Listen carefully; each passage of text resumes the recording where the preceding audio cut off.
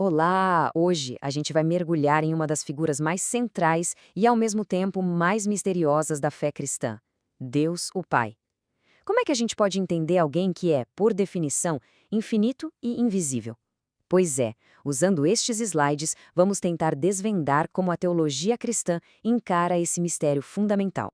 A pergunta que guia a nossa exploração é exatamente esta: como é possível conhecer um Deus que, por natureza, transcende a nossa compreensão? Esse é o desafio central que a gente vai tentar desvendar junto.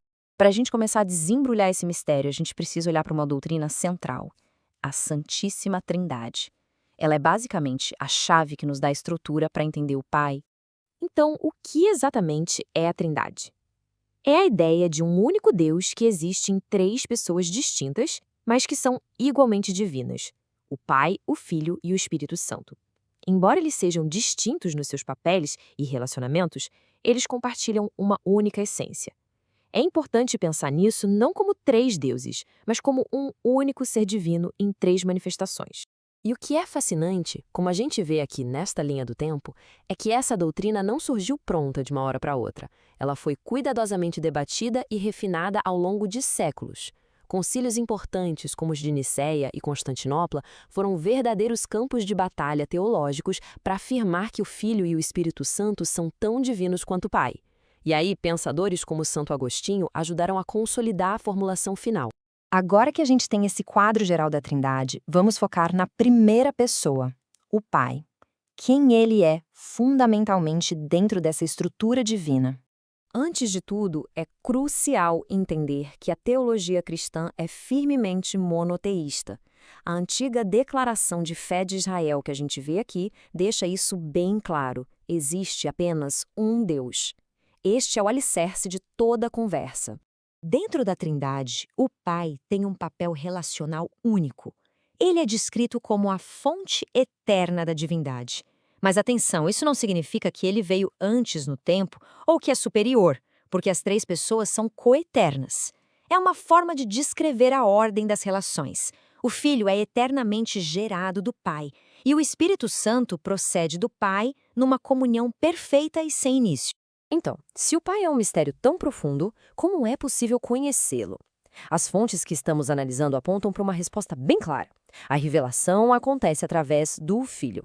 E isso ilustra um paradoxo brilhante. A revelação divina, segundo as fontes, não é para os que se consideram autossuficientes, os sábios e instruídos.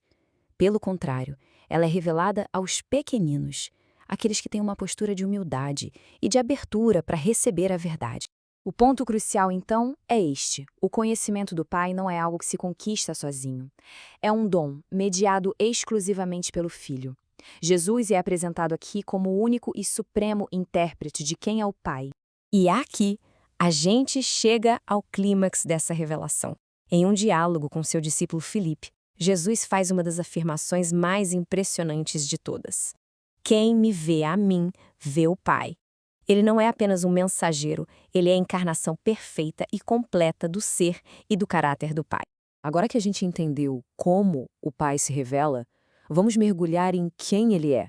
Vamos explorar os atributos e os nomes que descrevem sua natureza e seu caráter. Para organizar o entendimento de Deus, a teologia usa duas categorias. Primeiro, os atributos incomunicáveis, qualidades que pertencem somente a ele. E segundo, os comunicáveis, que podem ser refletidos, mesmo que de forma limitada, na humanidade. Os atributos incomunicáveis destacam a singularidade de Deus. Ele não depende de nada para existir, não está limitado pelo tempo, não muda em seu caráter e é todo-poderoso, onisciente e onipresente. Essas qualidades o distinguem de toda a criação.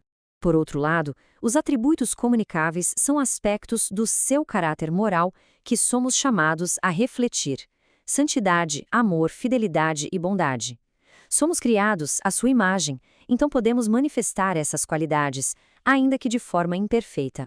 Os nomes de Deus na Bíblia também são muito reveladores.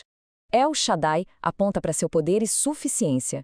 YHWH, derivado de Eu Sou, enfatiza sua existência eterna e imutável. E Adonai destaca sua autoridade soberana como Senhor. Cada nome abre uma janela para um aspecto diferente de sua natureza. Ok, já passamos por muita teologia. Mas a questão final é, o que tudo isso significa em um nível pessoal? Como essa doutrina se conecta a um relacionamento real? Um dos termos mais transformadores usados por Jesus é Abba.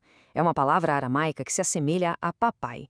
Isso muda radicalmente a percepção de Deus, de um soberano distante para um pai com quem se pode ter um relacionamento de profunda intimidade, confiança e afeto.